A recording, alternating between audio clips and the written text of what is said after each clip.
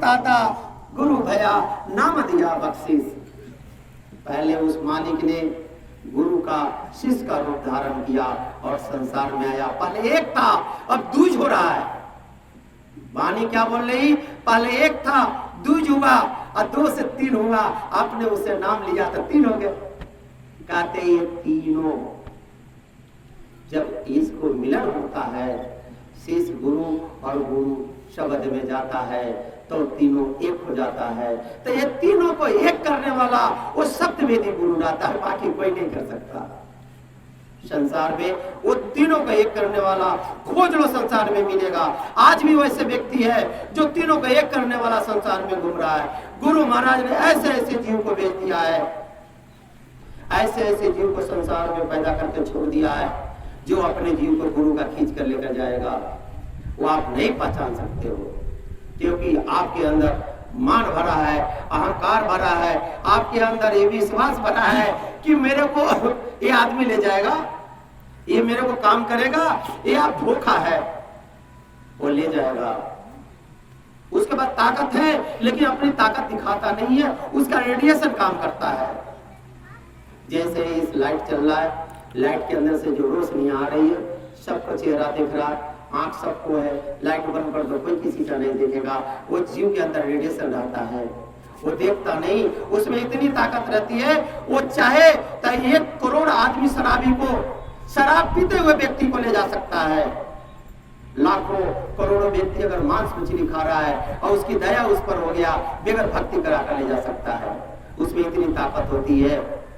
ऐसे ताकतवर जीव, ऐसे ताकत वाले महापुरुष का शिष्य ये संसार में है, लेकिन वो आपको ऐसे संसार में ढूंढोगे तो नहीं मिलेगा। वो अगर चाहे अपनी मौज उसकी हो जाए तो अपनी मौज से किसी को ले जाए और अपनी मौज से वो बता दे, तब आप समझोगे। ऐसे नहीं समझ पाओगे। वो अपनी मौज में रहता है, वो किसी का अधीन नहीं रहता। वो तो काल को भी चुनौती दे चुका है कि काल को भी कहता है तुम भी मेरा कुछ नहीं बिगाड़ सकते हो, इसलिए को वो अधीन ही नहीं है किसी का, वो न्यूट्रल हो गया है। प्रकाश से भी आगे निकल गया और शब्द से आगे निकल गया। आप दोनों में उलझे हो। पहले तो आप शरीर में उलझे हो, फिर मन में उलझे हो, फिर उसके बाद प्रकाश, उसके बाद शब्द। ये तो इसमें उलझन है। अभी तो आप किसी से नहीं निकले हो, कैसे उसको पहचान सकते? वो तो न्यूट्रल व्यक्ति है। जहां न्यूट्रल हो जाता, कोई काम नहीं करता। इलेक्ट्रिक चल रहा है, उसमें कोई फेज न्यूट्रल हो जाएगा, घर में कोई रोशनी नहीं जलेगी। कितना भी आप कर लो, जब तक न्यूट्रल नहीं छोड़ाओगे, जब तक उसको हटाओगे नहीं, तब तक वो रोशनी नहीं दे सकता। वैसे ही वो व्यक्ति न्यूट्रल हो जाता है। जब तक ये शरीर का उसका आवरण उस पर नहीं चढ़ेगा, तब तक ये संसार का दुख सुख पाप उसके ऊपर निर्भर नहीं कर सकता, उसके अंदर नहीं आ सकता है। ऐसे महापुरुष जो तीनों 1 2 3, पहले दाता शिष्य भया, पहला एक दूसरा हो, पहले दाता शिष्य भया, तन मन आत्मा सिद्ध, और फिर दाता गुरु भया, नाम दिया बख्शिश। वो जब नाम देता है तो 1 से 3 हो जाता और 3 से फिर 1 करता है। तीनों को ला मिलाए वो शब्द भेदी कहलाए। जो तीनों का एक में मिलन कर दे वही शब्दवेदी गुरु है। बाकी कोई गुरु नहीं, कोई चेला नहीं। बाकी संसार में सब जो है ये संसार की काल के अधीन है, सब काल के अधीन है। चाहे कहीं मठ मंदिर में चले जाओ, वो भी काल के अधीन है, डेरा भी काल के अधीन है, आश्रम भी काल के अधीन है। जिसके पास वो शब्द नहीं है और शब्द से निकला हुआ नहीं है, वो सब काल के अधीन है। चाहे कितना भी रामायण और गीता और वेद बांच लो, चाहे कितना भी किताबें को बांच लो, वो कभी जीव को नहीं ले जा सकता। अगर कोई व्यक्ति इस संसार में है ले जाने वाला, कहो तो मैं उसका चरण दबाऊंगा और पकड़ूंगा, मुझे तो दिखा दे। खाली सब झूठ बोलता है, कर्म कोई नहीं कराता, सब धन के लिए घूम रहा है। इसीलिए शब्द भेदी गुरु को पकड़ो। वो 3 जो मिलाए, 3 को एक मिलाकर खींचिए, वो आपको ले जाएगा। चाहे वो कोई भी जात का हो, कौम का, मजहब का हो, उसमें कोई भेद नहीं है। चाहे राज घराने का हो, चाहे भिखारी का हो, उसमें कोई भेद ही नहीं है। उसमें ताकत होता है। उसकी ताकत की पहचान कब होगी? अपने गुरु से कहो जो तुमको गुरु ने नाम दिया है, और उससे जाकर कहो कि आपने मुझे नाम दिया है, किसी गुरु भाई ने मुझे सत्संग में ऐसा बताया था, मैं आपका शिष्य हूं, मैं जानना चाहता हूं कि वो व्यक्ति कौन है जो आपका रूप लेकर और आपका कार्य करने निकला है। अगर प्रेम से दिल से कहो, आज ही कहो, अगर दिल में तुम्हारी सच्चाई रहेगी आज रात को ही मिल जाएगा। उसकी पहचान है, एक तरफ से गुरु और एक तरफ से वो आएगा, ऐसे आहिस्ता आहिस्ता आकर एक भी विलीन हो जाएगा। फिर ना वहाँ वो व्यक्ति रहेगा, ना गुरु रहेगा। फिर आंख खोलोगे, ये क्या देख रहा हूँ, फिर आंख बंद करोगे, फिर आहिस्ता आहिस्ता आएगा, फिर विलीन हो जाएगा। फिर आंख खोलोगे, फिर कहोगे ये क्या देख रहा हूँ, ये आपको बार बार दिखेगा, फिर ओझल हो जाएगा। ना आपको गुरु दिखेगा और ना आपको वो व्यक्ति दिखेगा, फिर दोनों ओझल हो जाएगा। फिर पकड़ लो उसको और उससे इतना प्यार करो, इतना प्यार करो कि आपका गुरु का भेद दे दे, गुरु का भेद दे। अभी आपको नाम मिला है, भेद नहीं मिला है। नाम अलग चीज है, भेद अलग चीज है। भेद होता है जब एक बार मिल गया तो उसको न कोई जप रहता है, न तप रहता है, न संन्यास रहता है, न योग रहता है, कुछ नहीं रहता। ये तो नाम है। नाम जब तक रहेगा तब तक आपको जपना पड़ेगा, नाम जब तक रहेगा तब तक साधना करना पड़ेगा। जब वो भेद मिल जाएगा तो न कोई साधना नहीं, न कोई नाम नहीं, न कोई रूप नहीं, न कोई आवाज नहीं।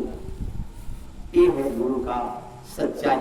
आगे भक्ति भाव यह गुरु मत जानो, और मते सब मन मत ठान। कहते हैं कि वो जो तीनों के एक मिलाने वाला है, उसमें अपनी भाव लगा दो, उसे प्रेम कर लो, उसके अधीन हो जाओ। कोई कुछ भी कहे, आंख बंद कर लो, कान बंद करके निकल जाओ, तुम्हारा काम हो जाएगा। तुम्हारा काम उसमें होगा, क्षणिक में होता है। गुरु महाराज ने कहा, एक बार पुण्य शाह जा रहे थे, कहे कि महाराज उनके शिष्य, उनके गुरु थे, इनायत शाह नाम था, जात का अड़ाई थे। अड़ाई जानते हो, चमारों का कहा जाता है, मुसलमानों में उसको अड़ाई कहते हैं। लेकिन वो पूर्ण संत थे, पूर्ण संत थे। तो जब उनकी इच्छा हुई, किसी ने कहा कि आपने इतना, उन्होंने योग साधना कर लिए थे कि वो रीति सीधी सब प्राप्त कर लिए थे, लेकिन उनकी इच्छाएं नहीं पूर्ति हुई। तब उनके एक दोस्त था, जैसे हमारे सुरेश भाई दोस्त है, मित्र है, हमारे लंगोटिया यार है, तो उनका भी एक यार था।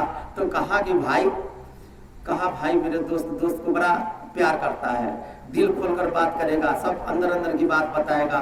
कहा कि मैं तो एक महात्मा को जानता हूँ, लेकिन जात का चमार है, अराई है, और तुम जात के ब्राह्मण हो, शाह हो। अगर तुम उसके पास जाओगे तो तुम्हारे पिताजी छोड़ेगा नहीं। सैयद लोग मुसलमान में उसको कहते हैं ब्राह्मण। कहा तुमको छोड़ेगा नहीं। कहा छोड़ो पिताजी का, बताओ कहाँ रहता है। कहा लाहौर में रहता है, चले जाओ। वहां से भगा लाहौर आ गया। लाहौर आया, जगह पूछा गया, महात्मा जी क्या कर रहे थे? खेतों में वो धान लगा रहे थे। तो कहा इसको ऊपर अपने तरफ ध्यान खींचू, ऐसे नजर दौड़ाए, आम का टिकोला टप टप गिर गया। तो पीछे मुड़े, कहे अरे भाई तो बहुत बड़ा चोर है। कहा मैं चोर कैसे हूँ? तो बोला मेरा आम क्यों तोड़ा? तो कहा मैंने झटहा मारा क्या? मैंने कुछ मारा क्या? तो कहा जब तू नहीं मारा तो वो नीचे ताके तो सब आम का में जाकर वो टिकोड़ा लग गया। ये तो गिरा दिया था, इन्होंने लगा दिए, फिर झाड़ में लग गई। कहा ये तो हमसे भी आगे है। फिर उन्होंने जाकर चरण पकड़ लिया। कहा प्रभु मैं आप के पास आया हूँ। कहा तो तुम तो उनके शिष्य हो। कहा उनके पिता। कहा जी हाँ। कहा भाई तुम यहाँ मत रहो, तुमको मारेंगे पीटेंगे, तुम्हारे घर वाले नाराज हो जाएंगे, नतीजा होगा। सबको त्याग दिया और कहा कि नहीं, तो कहा राज से ड्रेस उतारनी पड़ेगी मेरे पास, शाही ड्रेस पहन कर गया था, फाड़ दिया और वो कचरे में फेंक दिया और वो लंगोटी पहन लिया और एक धोती पहनकर लगा भैंस को सेवा करने। उनके घर वाले आए, कहा रे दुखवा ये चौहारों के चक्कर में पड़ गया है। उनकी बड़ी त्रास दी गई, लेकिन वो माने नहीं और नाथ में ऐसा हुआ कि उन्होंने अपना रूप बना दिया। नाचे थे वो, नाचे थे अपने गुरु की वियोग में। गुरु ने एक बार मारा था उनको, थोड़ा सा गलती हो गई थी तो निकाल दिया था।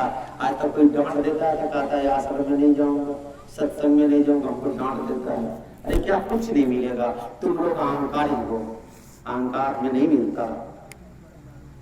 और उनको अपना गुरु ने भेज दिया और आज इतिहास देखो इतनी बड़ी है, जब तक धरती रहेगी तब तक नाम रहेगा। वो तो छोड़ दो, घट रामायण की रचना किए, रामचरितमानस की रचना किए। स्वामी जी महाराज एक अहिर था, पढ़ा लिखा नहीं था, अंगूठा छाप, और अपने गुरु में लीन हो गया और नतीजा ऐसा हुआ कि गुरु ने अपना रूप दे दिया और अपने सामने में वो जीते उनका गुरु था और कितने जन को हृदय ने नाम दे दिया था। कड़िया को, इसको, उसको, कई जन को नाम दिया। गुरु से जब कहा कि स्वामी जी महाराज मुझसे ऐसी हो गई, तो कहा कि भाई तुम तो मेरा दिल हो, हृदय हो, ये शरीर को दो टुकड़ा नहीं हो सकता। तो ये है गुरु का प्रेम दया। आज तो गुरु को छोड़कर भटक गया है, कहता मेरे को यहाँ मिल जाएगा, अरे खाक मिलेगा। मेरी जिंदगी अगर रह गई, अगर किसी को मिलेगा तो आकर मेरे को बताओ कि मेरे को मिला है। तुम अपना धन और धर्म दोनों कमा रहे हो। धन कौन सा? ये श्वासों को पूजिए, ये सबसे बड़ा निष्कीमती धन है, वो किसी और के हवाले कर रहे हो। पतिव्रता नारी रहता है, अच्छा हो या बुरा, अपने पति पर एक पर रह जाता, तर जाता है। अभी बेचारी रहता है तो किसी के साथ भग जाता है, ऐसा ही सब भग रहा है, कुछ नहीं मिलेगा। अपने गुरु से प्रेम करो। अगर गुरु को भक्त किया है तो उसे प्रेम करके निकल जा, और नहीं तो तुम जानो तुम्हारा काम जाने, ये दुनिया कुछ नहीं कर सकता। इस संसार में जो आप काम कर रहे हो, इस सब का बंधन है। निर्बंध को पकड़ो जो सबको काट दे। गुरु ने निर्बंध भी बना दिया और भेज दिया। संसार में बहुत सारे ऐसे जो गुरु का शिष्य निर्बंध है, आपको कुछ मालूम नहीं है। आप करो, योग साधना करो तो आपको मिलेगा।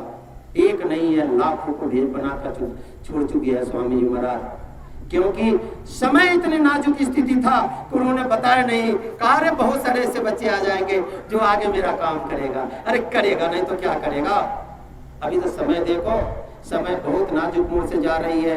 अभी 2 साल इंतजार कर लो, ये 2024 है, 25 और 26, 27, 28, 29, ये 4 साल में बड़ी भारी भयंकर उपद्रव होने वाली है। और इसमें वो महापुरुष निकलेगा जिसका उम्र 25 साल होगा, जिसका उम्र 16 साल होगा। लिख लो डायरी में आज। और इतना बड़ा काम करेगा वो 16 साल का लड़का जो आप नहीं कर सकते हो, क्योंकि वो सब पूर्ण है। वो सब इंतजार कर रहा है उस मालिक को काम करने के लिए। आएगा अभी। एक व्यक्ति अभी काम नहीं करेगा। महापुरुष एक जगह राजा एक जगह बैठा रहता, उसका मंत्री और उनके सिपाही सारा काम करता है, लड़ाई लड़ता है। ऐसे ही मेरा मालिक कहीं और बैठा है और रहेगा और अपने शिष्य से काम करा लेगा, और वो है। अगर विश्वास नहीं है, ये तारीख भी नोट करना, इस गांव का भी नोट करना, समय भी नोट करना, और समय सब लिख लो। और ज्यादा दिन नहीं, और जो जो मैं वचन कहता हूं वो सब आएगा, आहिस्ता आहिस्ता आएगा, क्योंकि गुरु की वचन है। और एक गुरु की वचन है 2026, 27 और 24, 28, 29, 30, 31, 32। बस इसके बाद अपना काम तमाम करके अपने जीव को लेकर चला जाएगा। फिर बाकी जो बचेगा, फिर कोई महात्मा 10, 20 साल, 50 साल, 100 साल, 200 साल के बाद कोई आएगा, फिर वो नाम को जगाएगा, फिर वो नाम देगा, फिर वो काम करेगा। बाकी जितने हैं सब इसी से पार हो जाएंगे और निकल जाएगा आगे।